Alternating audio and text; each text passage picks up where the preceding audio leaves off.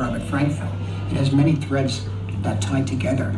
It's actually a remarkable piece of work. And one of the great scenes is the Stones listening to Wild Horses in the editing room. And I mean, it's certainly not a concert film.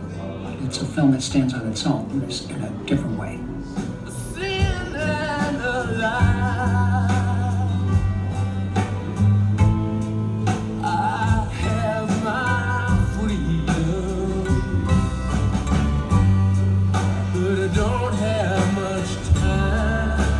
Sympathy for the Devil, 1+1.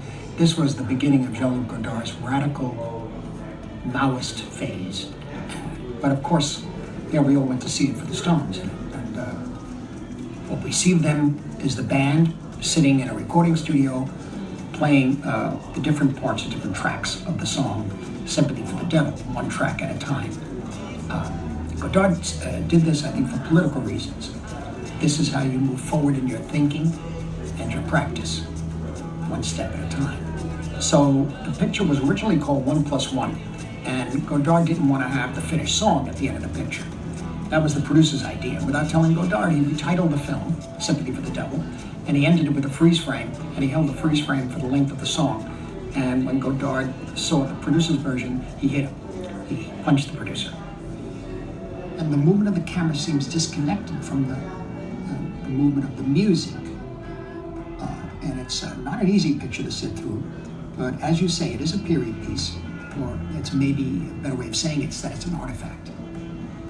Let's Spend the Night Together as a film really looks great, the sense of them in relationship to the audience in those arenas, and actually teases them in a way, pokes fun of them.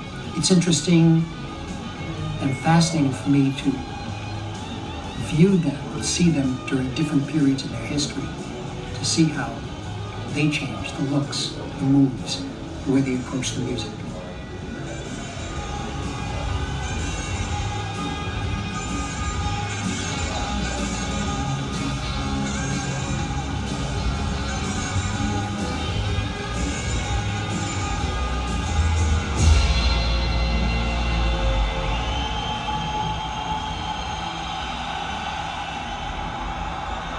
The approach to the subject was literally to shoot it as vividly in